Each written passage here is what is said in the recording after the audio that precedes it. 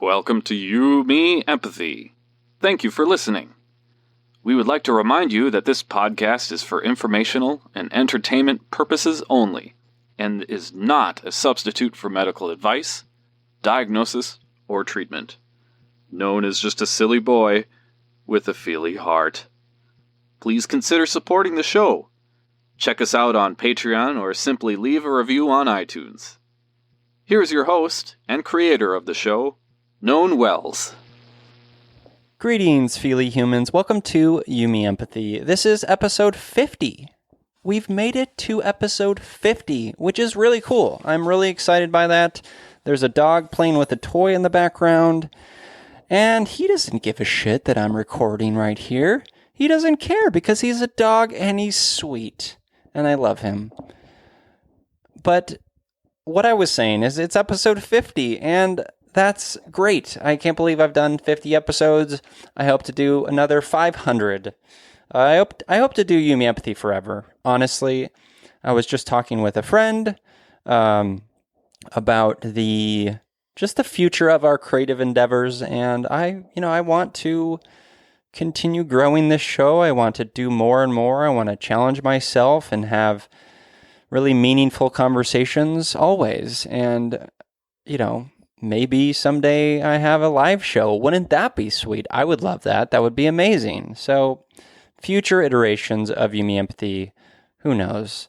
But this is episode 50. Another cool stat is that we're going to get, this month, we're going to get past 20,000 downloads for You, Me, Empathy, which is amazing. It means people are listening, people are connecting, and dogs are playing, and neurotic, and it's okay.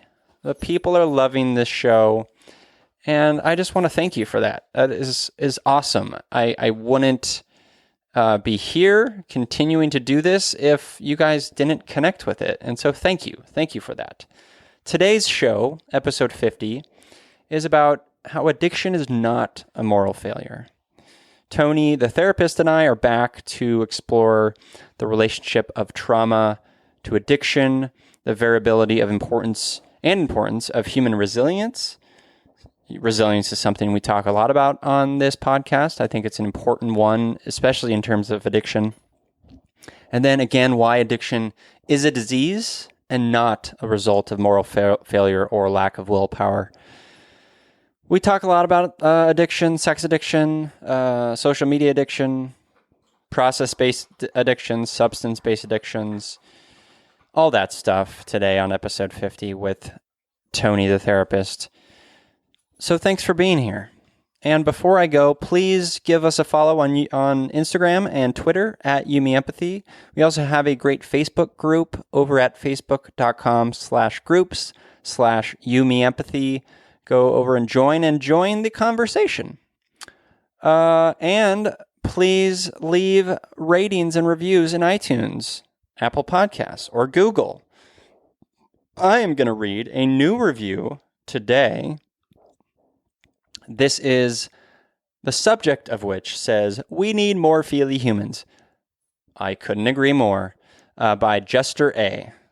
This review says, quote, "Podcast host Known's vision is brilliant. Everyday people talking about mental health in an empathetic and enlightening way. We need more voices like this." End quote. Thank you, Jester A. I agree. We need more voices like this. All of these voices, all of the voices that are on this show, on You, Me, Empathy, all of you guys are doing the work. You're even doing the work listening to this podcast. Because the hope is that it maybe impacts you and it allows you to see the fruitful quality of opening up and being vulnerable, and maybe you can bring that into your own relationships and your own life. And that's the amazing thing about this. So thank you for leaving that review. And if you want to leave a review, go over to Apple Podcasts, search for You, Me, Empathy, and give me 5 stars and leave a review I can read here in the intros. That would be lovely. Thank you. I love you forever. Okay, let's get to the episode. Episode 50 on how addiction is not, I repeat, not a moral failure. with Tony the therapist.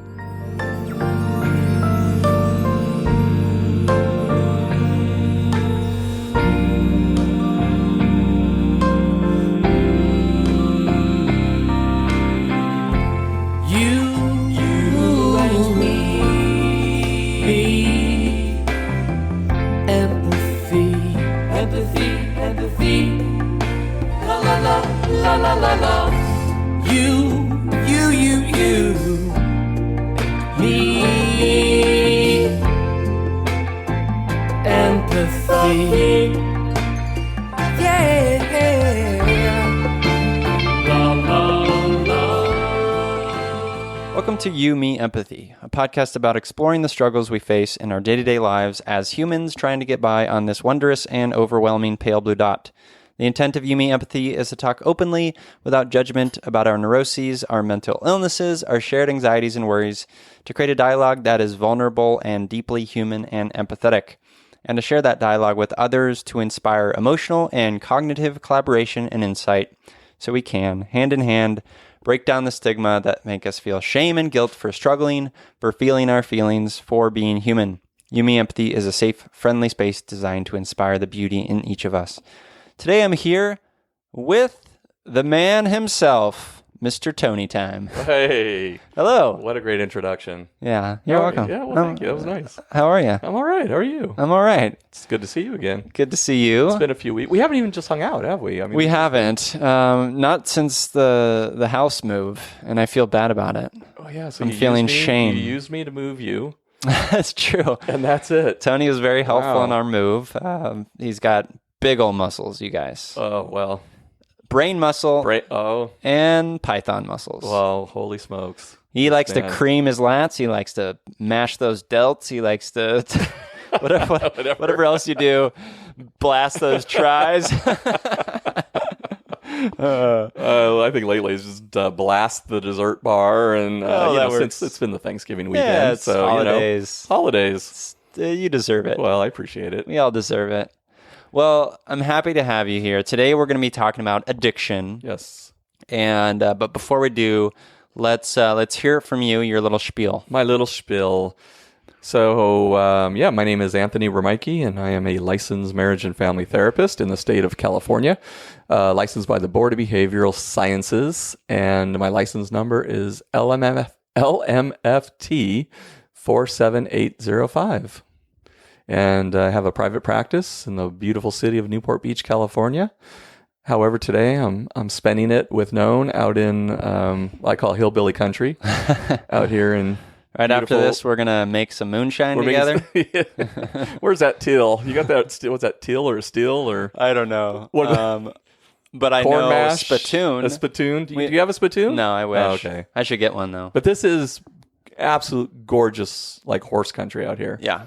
I mean, I feel like the 30-minute drive out here, I've just transferred back to the Old West. Yeah, totally. It is a unique pocket of Orange County, because when you think Orange County, you think like everything looks the same, you know. Right. And generally does. It generally does, Right. but there are pockets like this that are really quite stunning. This is. I mean, Yeah. it is absolutely just purely gorgeous out here. So Yeah.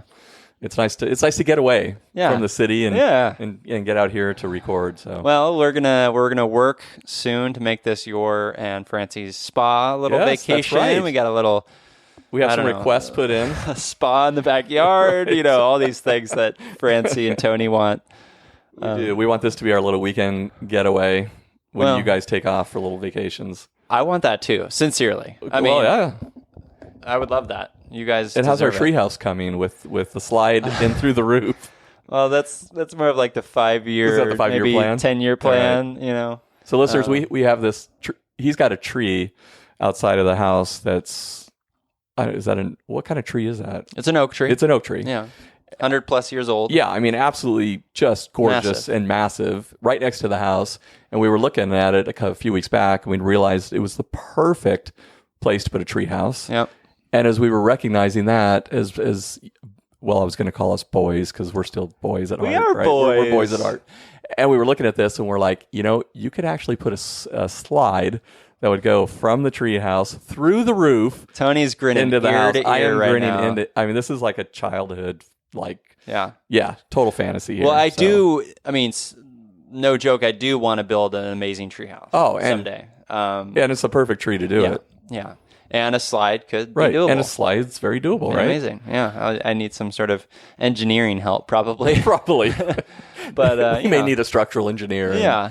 But this is the perfect place to do it. So it's also the perfect place to record You Me Empathy. It really is, because it's such a tranquil setting. Yeah. Again, it feels like you're in a spa resort retreat kind of area. Awesome. And so it very much sets up a wonderful just mood. Yeah. And the ambience is just kind of ideal. So yeah, our listeners can picture candles, yoga music, dogs snoozing in corners around us, and on a just absolutely beautiful, picturesque Sunday afternoon. So yes, that's the scene. That is our scene. Well, today, as I mentioned, we're going to be talking about addiction. This is the follow-up to my chat with Robin McIntosh of Work It Health. If you guys haven't checked out Work It Health, go do that. It's at workithealth.com. They are an online addiction treatment company, and they're doing some really interesting things, kind of combating maybe some of the more, inefficient processes in like treatment, Right. In the sort of traditional medical sense, right? Which is really neat and interesting. So Robin obviously has a history of being an addict herself. She is an addict, and we had a great conversation. So if you haven't listened to that, please go back and listen to my conversation with Robin, because today we're going to talk about that a little bit and then explore alcoholism, addiction, all that stuff. So my first question for you, Tony, is, well, you're a sex addiction specialist. So I'm certified as a sex addiction therapist through the International Institute of Trauma and Addiction Professionals. So that's work I've done for many years, and it's a process or behavioral addiction as opposed to a substance-based addiction. But as Robin mentioned, obviously these fall under the category of addiction, for a lot of the same reasons that a substance abuse addiction would. So what are some of what's your, in that training, just in your experience, Sure. what's your overlap with addicts? Well, what's fascinating, and I think the thing, and Robin alluded to this, was, the overlapping, what's the word I'm looking here for? The thing that ties all addictions together is the fact that these things become out of control is probably Right. the best way to talk about it. And the fact that when you look at whether it's a substance-based problem or whether it's a process-based problem, and again, if we're referencing what is a process-based, you're looking at a behavioral addiction. So Robin had mentioned eating disorders as one. Gambling would be another. Mm-hmm. And so, these are the ones that we tend to think of when we think of behavioral addictions. Process-based addictions. You can think of it as over-exercising. I mean, so in a sense, these are not necessarily things that we're ingesting into our systems, to get a particular neurochemical experience, but we're getting a neuro-based experience off the process or the behavior. Right. And that's actually what we're getting high off of, so to speak. So process-based or behavioral-based addictions, like substance-based addictions, the usually one of the defining criteria that you're going to identify as problematic is when something finally becomes out of control. And that's one of the things Robin had alluded to in her process of starting, I think she had referenced that being part of the 12-step community was one of the things in which she started getting a language for an understanding of what was happening for her in her life. And again, generally, most people will recognize that something is an addiction when they recognize finally that this is out of control. I've completely lost my ability to use or participate in this particular behavior without having some form of moderate use. Right? It is now in control of me, impacting my life. It's absolutely impacting. And that's the other thing that we look for. What's the impact that this has on somebody's life? And once again, what is it that we no longer have control over, but this thing has control over me? So basically, it's running the show. I'm no longer running the show. Right. my life is now based around whatever this particular thing is. My life is now based around eating, or my life is based around sex, or my life is based around, getting opioids, or my, alcohol, or, put in whatever type of behavior you may be dealing with. But this is, and then the idea of I can't stop, right? This thing has so much taken control of my life that I've had multiple failures to try and stop, and I've not been able to stop. Or I think Robin again had mentioned that she thought she was going to make alcohol, minimum amounts of alcohol part of her daily experience, right? Recognizing the insanity of that, yeah, and ultimately recognizing that such part of addict thinking, right? How do I if I have just a little of this, I can manage that. And manageability is, again, one of the most significant problems with this is we don't have manageability. It has truly become unmanageable, which is obviously part of the 12 steps. So. Can you be addicted to anything? It's a good question, and I think part of me wants to say yes, for the fact that, again, if you're looking at the defining criteria of what makes an addiction, and ultimately it's going back to what we've said already, right? It's unmanageability. It's where it's having a negative impact on your life. Where you're having issues of tolerance, and therefore you're having to increase whatever it is you've been doing. You're needing higher intensity, so there's more intensity seeking, higher risk.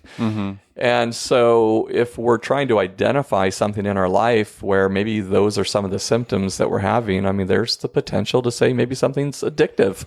I think one of the things we're hearing more and more about now is internet-based addictions, right? Right, social media, and gaming. Gaming, yeah. These are some of the things that are really a part of our social community that we're being, told about or becoming more aware of, is how much this is taking over our lives, right? So again, if we're to look at the addiction criteria and unmanageability, tolerance, withdrawal, intensity seeking, continuation, despite negative consequences in our lives, these are the types of criteria that we're going to apply to something to really try and evaluate, are we addicted to this particular behavior? And then you get into a whole discussion about what are the neurochemicals in the brain? Is it activating the dopaminergic reward system? Which again is a natural based system that we have in our brain that's learning based, that helps us repeat behaviors. So we do get this wonderful feel good response in our brain through the release of dopamine, which basically helps us go back and react or reenact these same behaviors. Right. But if we become, if we're ultimately abusing that system, right? And we're going back to it pathologically again and again and again and again and again, then we start to develop a tolerance issue with that part of the brain. Yeah. That's why you hear, Harris Whittles, for instance, and Stephanie talked about this in her book. Everything is awful and wonderful, right? I think something like that. She talked about it. Her brother Harris, heroin addict, right? But he started with, I think, pills, and then he moved to heroin or something. It was just right. She explained it like he wasn't getting high anymore, and he needed to be high more, and so he ramped it up. He ramps it up, and if you talk with an addict, that's what they'll say. It's the first time, second time, third, but early in on your substance use or behavioral experience, the high that you get from those first few times, if not the first time, is so exciting that you end up chasing that same experience, to see if you can get that same rush, and, that you got on that first experience. And, so most addicts end up chasing that first time experience or the first few times. And again, that's why more, right? And the brain's, the brain's a smart thing, right? It naturally reduces the dopamine it produces as we are not artificially if we're using substances, but if we're constantly activating that part of the brain, and so it's producing and releasing all this dopamine, the brain starts to, basically regulate that process, starts producing less. And so we need more. And so we start chasing more, or increasing either a behavior or maybe increasing the amount of drug that we're using or the type of drug. And that's where you'll see escalation.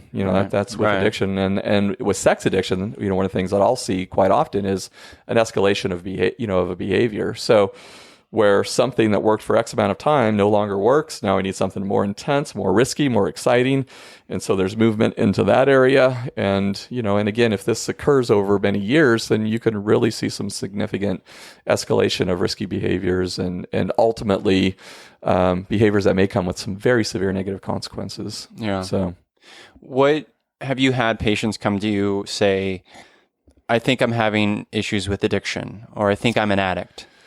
Rarely. Okay. Very rarely. I would say most often, maybe 90% of the time, they've come into therapy for other presenting reasons. Most often, and again, if it's sex addiction based, more often than not, they'll come in because of relational problems, meaning somehow they've been discovered. Maybe it was a wife or a husband or a spouse partner that's discovered the behavior, and it's threat of loss of the relationship that brings them in. Gotcha. Or if it's substance-based, the same thing. I mean, ultimately it's usually the loss of a potential relationship. I see. Which is the catalyst to coming into therapy. More often than not, the addict is fairly invested in wanting to protect the addiction if they haven't fully hit bottom. Right. More often than not, they're going to try to repair the relationship. They want to repair the relationship in some way and still hold on to the addiction. Yeah. And so they usually come in, fully willing to invest themselves in repairing the relationship and not losing, that particular person in their life. And this is, usually this kind of honeymoon phase where they come in and they're just so motivated.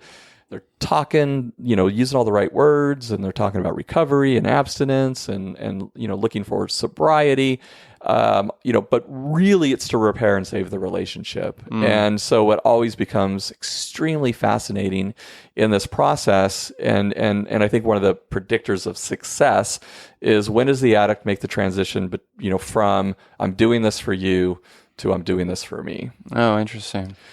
And what I tend to see is, if somebody's heavily invested in the recovery because of another person, then that's a recovery really built on sand.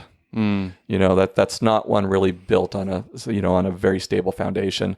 And what I'll tend to see is there's a greater propensity for relapse when, again, somebody's doing it solely to save a relationship. Because it's coming from like, I want this for you, or it's coming from like that person saying, hey, you need to change up. And he's like, oh, I can get there, but it's not like really addressing the truth. It's not really addressing the truth. Yeah. Well, what's fascinating about this for me in the treatment of this, and this is where I have a tremendous amount of empathy for these clients, and I really mean that. I mean, my heart just, when I put myself in their shoes, and I think about what they're facing, empathy is just the best descriptor of the process that I know they're going through, that I experience with them. Is there is so much fear of loss, and so often I would say with the people that I treat, that their very young selves, there is a part of them that fears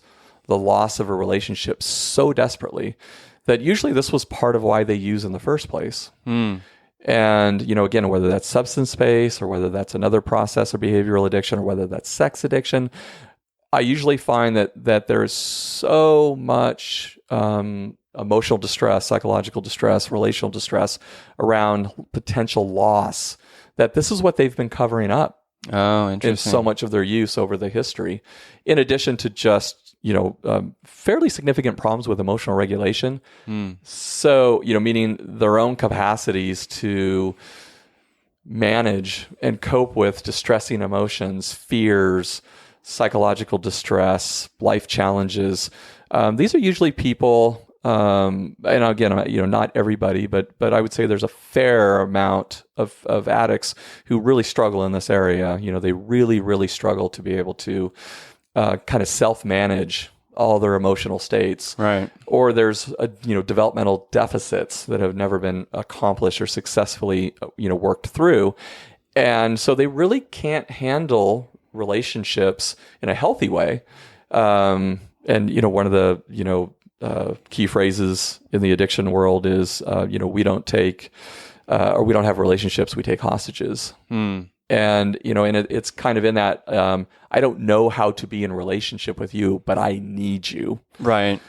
And so when they're threatened with the loss of that relationship, it is such a difficult time. And this is where I want to be really careful and cautious of potential suicidal ideation, because from the addict's perspective, they might be losing the only thing that that they've been holding to. Right. And they fear losing in spite of, or in addition to the drugs. So really they're being faced with two of the most threatening things that they could potentially ever be faced with, which is, I no longer have the thing or substance that I'm so dependent on. And the thing I've feared the most leaving is now threatening to leave. Wow. That's a lot to face. It's a bunch. Yeah. I mean, it is so much. And then here's the extra challenge for these people is that as they're now in the process of trying to get, some sobriety underneath them, which again, sobriety is no longer using the chemical or the behavior that you've used in the past that has become unmanageable and out of control. But what you also want to look for is, are there any other co-occurring addictions? Is there something else the person is also using? And usually you can't tell until one thing stops, to also evaluate, do they abuse sugar? Is this person also a sugar addict? Is that person also an energy drink addict, as I hold up my own Rockstar? This podcast is not sponsored by Rockstar Energy. But so what is it? Is it co-occurring marijuana use? Do you find that to be so prevalent? a common thing? Very common co-occurring thing. Addictions. Almost always. I mean, it's almost always. It's extremely, extremely rare if there's only a single addiction occurring. Interesting. Usually, it's what we call the whack-a-mole. Kind of syndrome. If people are familiar with the game Whack-a-Mole, it's kind of like as soon as you get one addiction knocked down, another one pops up. And maybe it's been there, but now there's just greater awareness of it. But again, there's also what you're looking for in terms of co-occurring issues is, co-occurring mental health-based issues. So are you looking at an underlying bipolar disorder? Are you looking at an underlying depressive disorder, anxiety disorder, personality disorder? Is there something else that's co-occurring in this person's life? In which they've also been medicating.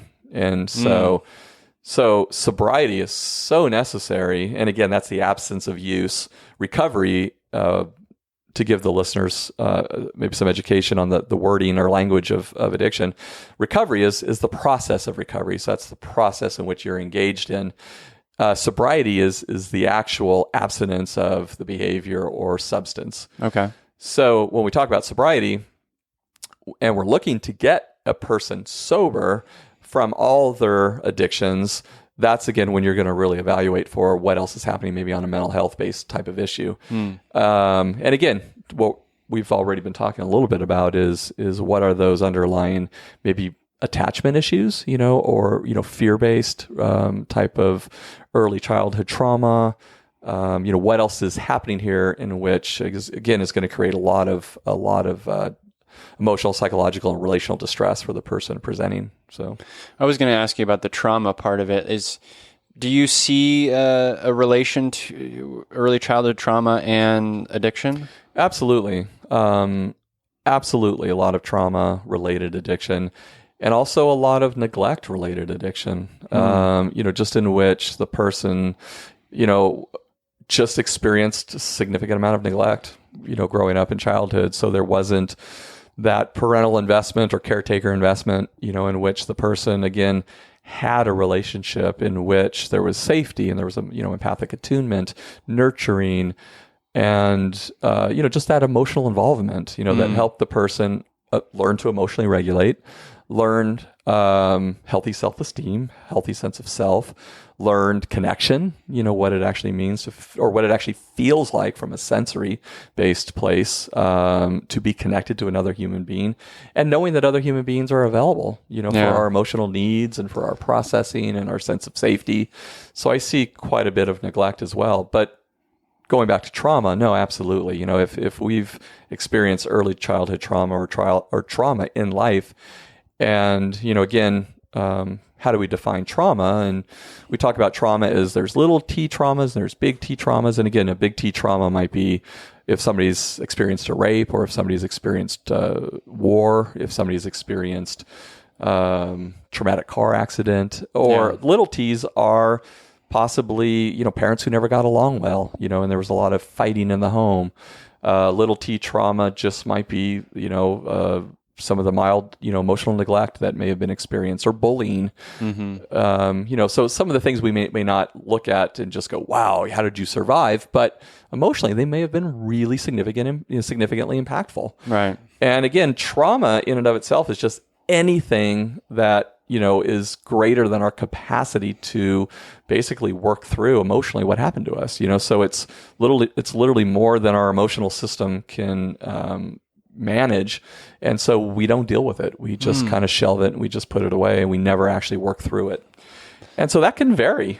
Yeah. For everybody. I mean, everyone's got different tolerances in terms of what they're able to manage in terms of something like that. That's interesting. I like the way you put it in terms of how each of us are differently. Like, so you and I could be different in terms of like,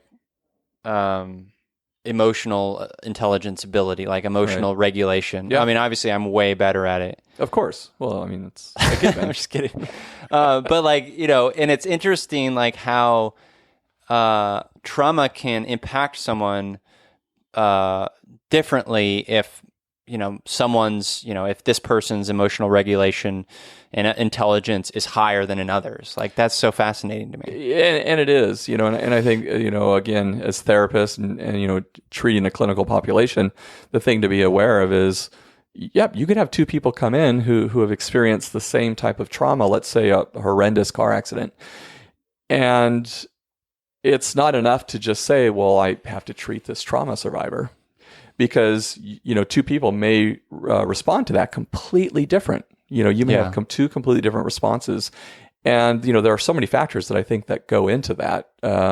So you can't just jump to the conclusion that I'm working with two trauma survivors and they're going to need trauma-based treatment. Right. Somebody, and again, I think there was a study I think we've talked about on this podcast before called the ACE studies. Oh yeah. And it was by reference. Yeah, it was by Kaiser The Body Keeps the Score. Permanente, right? Yeah. And Bessel. We cannot get Oh, Bessie.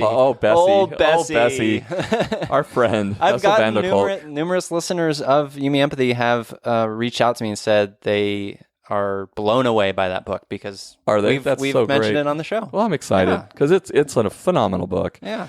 And but the ACE studies, were such an amazing, just so much great information and data about what early childhood, trauma and abuse or neglect. So in the ACE study, they studied these children. Studied adults. So actually, it was adults that were studied. Oh, I thought they studied children and then they met up with the adults like 20 years later or something. I saw something like that. It was actually adults who were surveyed on their childhood experiences. Oh, I see. Gotcha. So, and then, they accumulated that data and they looked at that person's overall, psychological functioning, medical history to start to kind of ascertain what was the impact on their early life in terms of current mental health functioning and also, physical and medical functioning. Right. So what was the impact? And recognizing that there was a significant impact.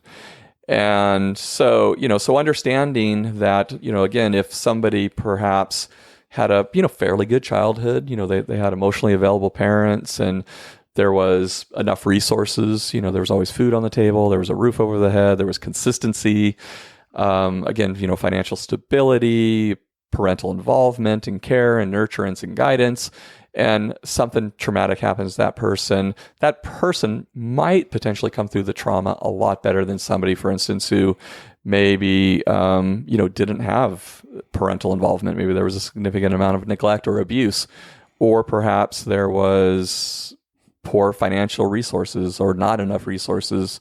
And so, everything was always very, challenging. And, it was always a real fight to have the basic necessities. and you have a trauma occur to that person, and again, they potentially may have a greater traumatic response. Or what if they've had multiple traumas through their life, Right. and now they've faced another trauma?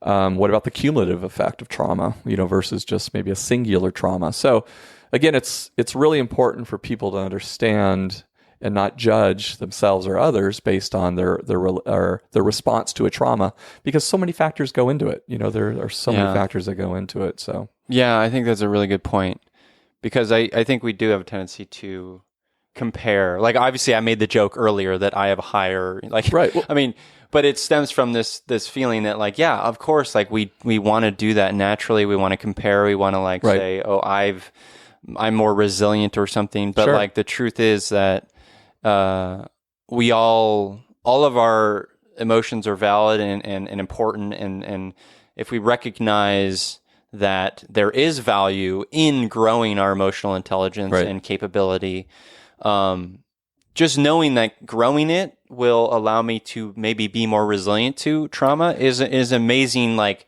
motivator. But the fact remains that, like, of course we're all different, and no one is better better than the other. Yeah. I mean, better is just a term I would like to just get rid of completely. Let's get rid of it. Good, bad, better. These types of terminology, I think, has such a negative impact on this process, or comparing, like you said. But a word that you've used a couple times in the last couple of minutes, and I want to jump in on it because it's just so important, is this idea of resilience. And it really is about what is our capacity for resilience that is the difference. And so it's the exact word that we would use in describing that for each person is, what is somebody's emotional resilience, right? Or psychological resilience?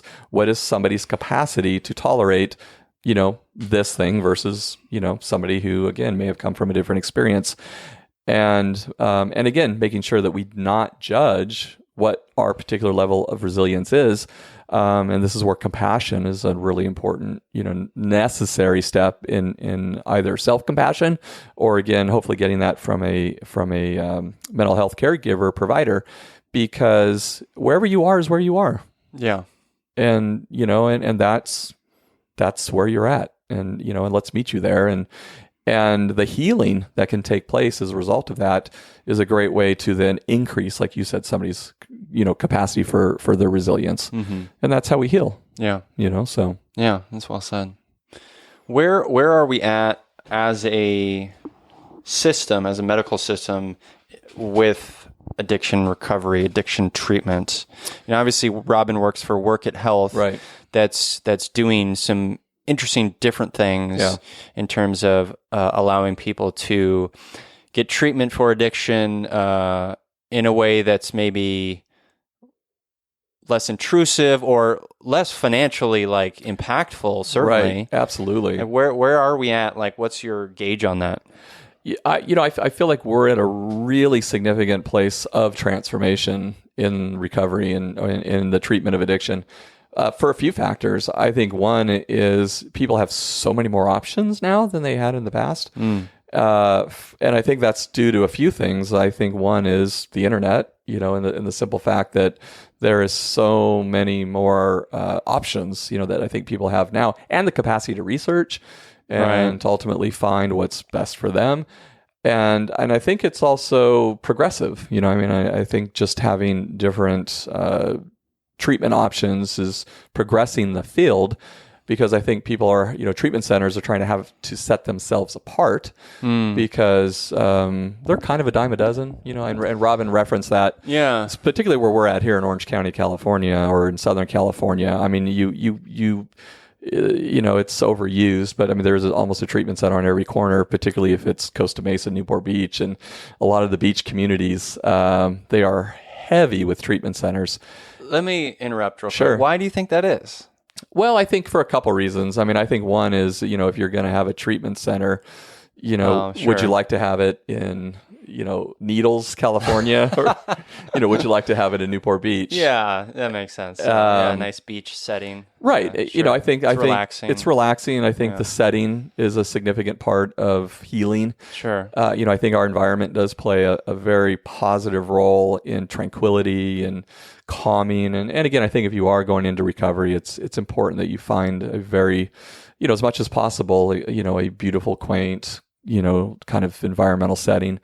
No different than we referenced earlier, right? For us being out here in the canyon doing this wonderful podcast, or if we're going to yoga, just how much the setting plays and the environment plays an important role in our relaxation and our healing. I think recovery centers do the same thing. So, and I interrupted. Yeah, no, and I think out here in Southern California as a whole, I mean, we're a pretty progressive state. I think we've been progressive, and so.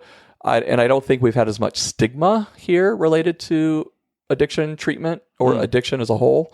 I think we're more willing here to be able to talk about it. I think we're more willing here to be transparent. And I think, therefore, we're more willing to have treatment centers. And, so I think it's part of the culture of the area. One of the things I think Robin mentioned, or it was in my conversation with Callie Lux, who I don't think you've listened to that episode yet, but...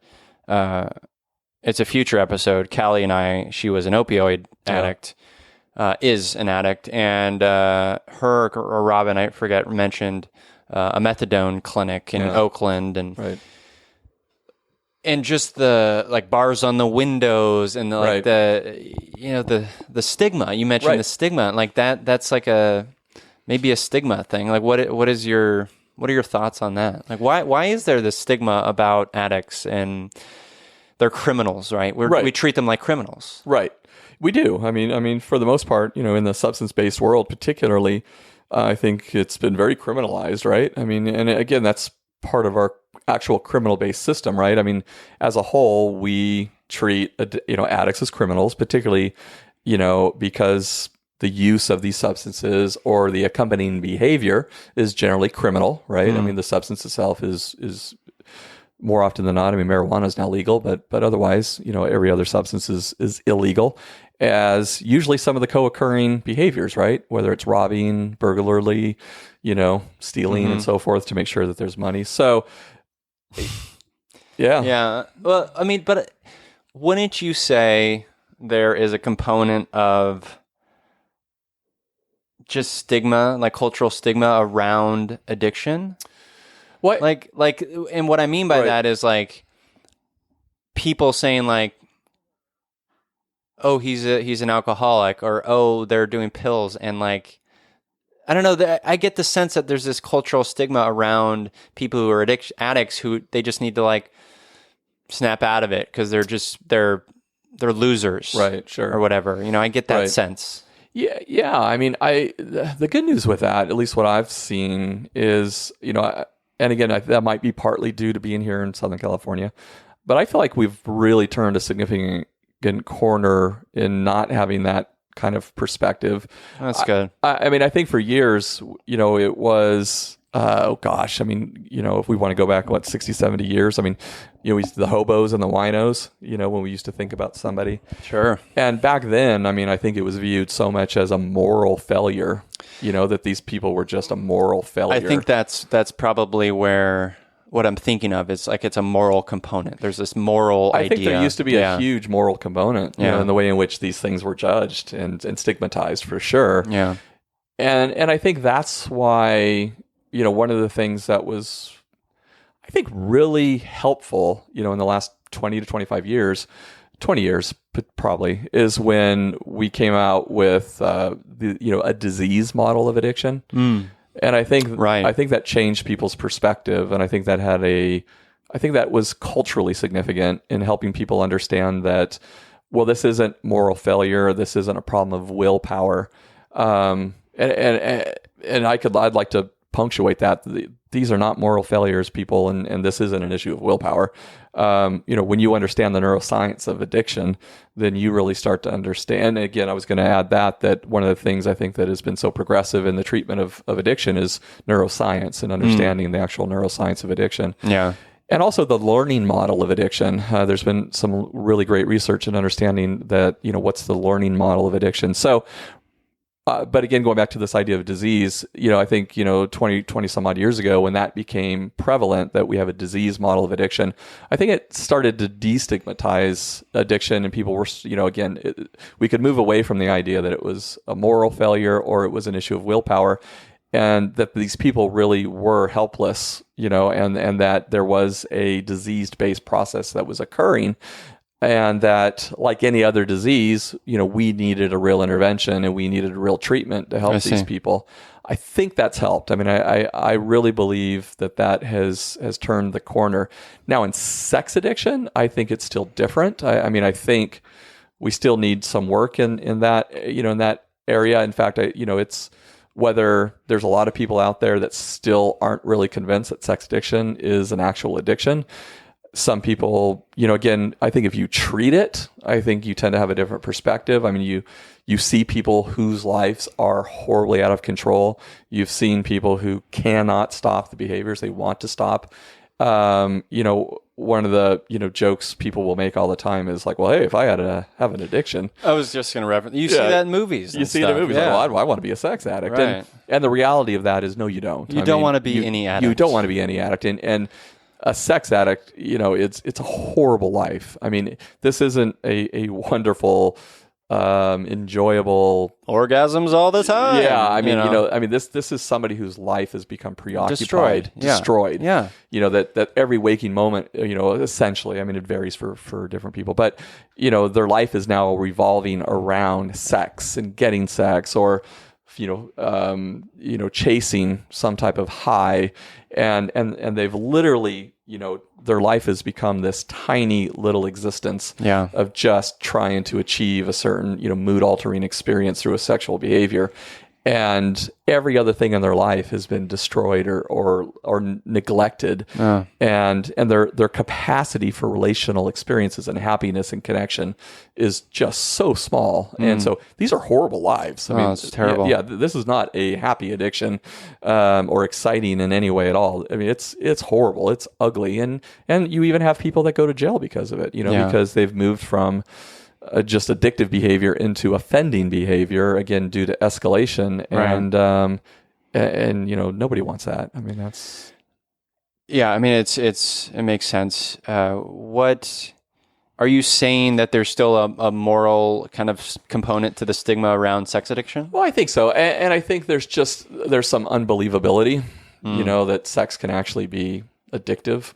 One of the things I try to educate people to understand, it's, sex, like food, is two of our biological drives that we all have. And it's one of the ways in which we are wired is to repeat sex, and we're wired to repeat food.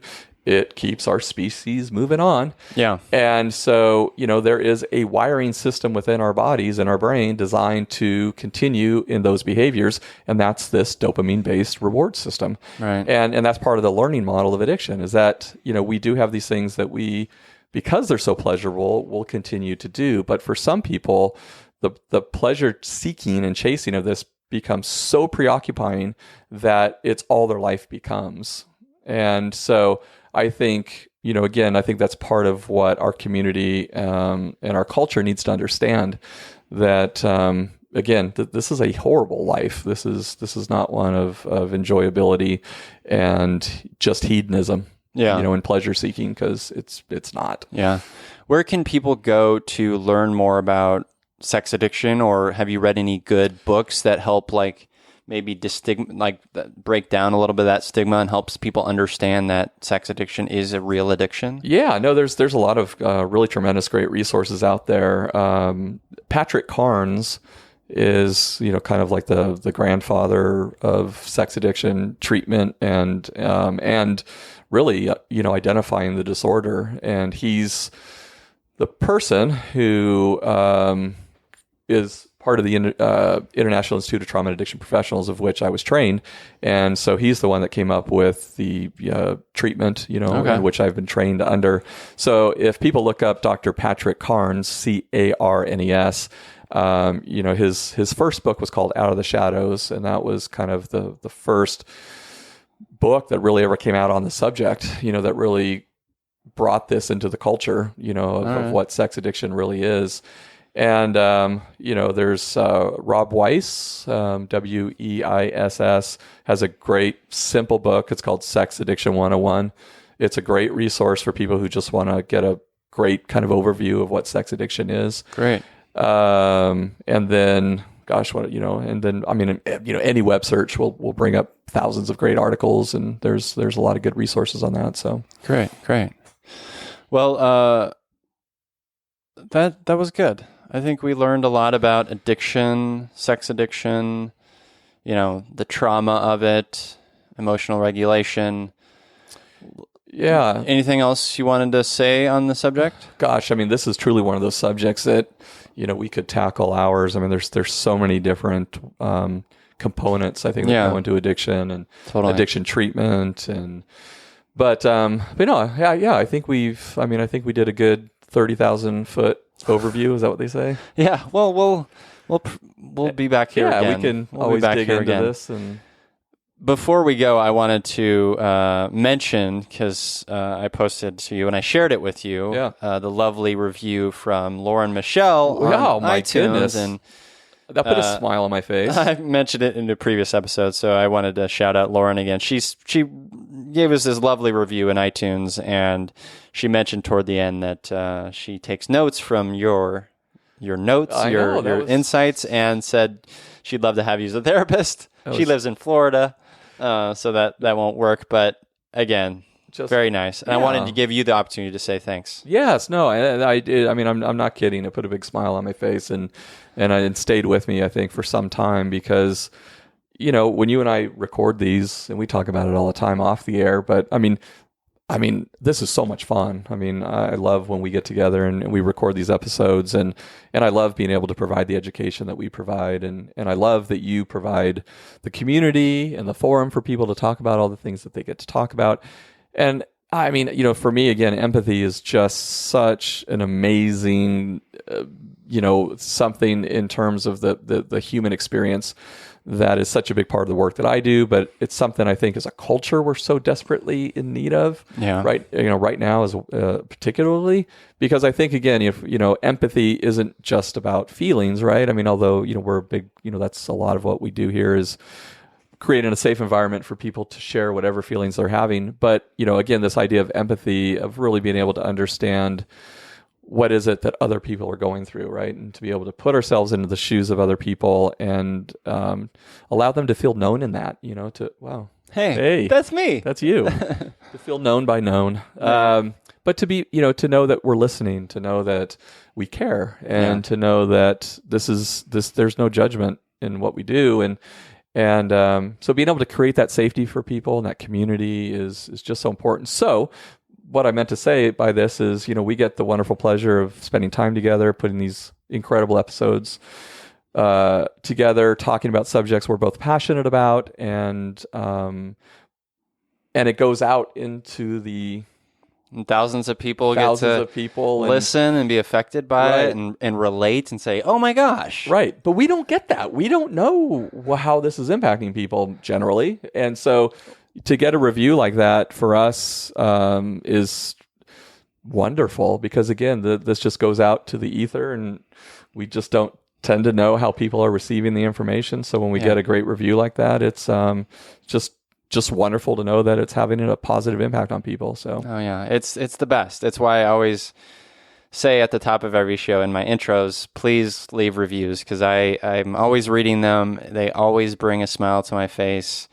And it's why it's why we do this, right? To hear you say, like, wow, I found insight here, or wow, I've related to this so much, or wow, like, I feel a little less alone. Yeah. It's the best thing ever. It's the best thing. And again, we throw this out to the ether. We don't know how it's impacting people. And so it's great. It's just so wonderful that people are getting something from it, and indeed, it's hopefully impacting their lives in positive ways. And like you said, if they're just not feeling as alone, if they're feeling more understood, or if it's providing an insight through our education, then that's That's why we do it, like you Yeah, said. absolutely. Indeed. Well, listeners, definitely go leave reviews in iTunes or Google Play, Google Podcasts, Spotify. You can listen there and leave reviews, and I'll read them on the show, of course. And go follow Yumi Empathy on social media on Instagram, on Twitter, at Yumi Empathy. We have a Facebook group. It's facebook.com/group/Yumi Empathy. And we have a merch site. You can buy Yumi Empathy merch. You can get a shirt, a mug, a tote bag, a notepad, all sorts of fun stuff. I'm also working on Feely Human pins. Yeah, I wanted to say something about that. Go ahead.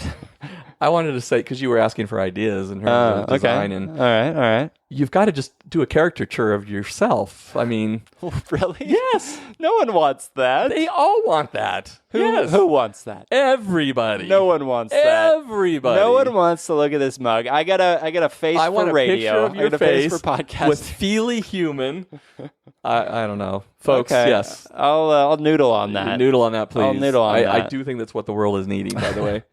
Well, we'll see. Hey, All right. well, if you're still listening, listeners, if you're still with us, and you do want my face incorporated in a design for a pin or something, I mean, yes, you I'm do. not opposed You to do. it, but listeners, you do. Trust me. Let me and Tony know, and I'm just curious. I want to gauge the interest here because I feel like Tony is just High level of interest. Tony's full of shit. No, this is serious. This is awesome. All right, well, What do you put Scooby on there? I mean, come on. Although Scooby is cute, but he's a dog, so we can't say he's a feely human. no, he's a feely dog, though. He's a feely dog. Feely creature. He is. Well, Tony, thanks again for joining Yumi Empathy for Always. another issue of Tony Time. Always my pleasure. Thank you. And to you listeners, I'm here, you're here. We're here together on this wayward, overwhelming, awe-inspiring pale blue dot. We have each other. It's Yumi Empathy.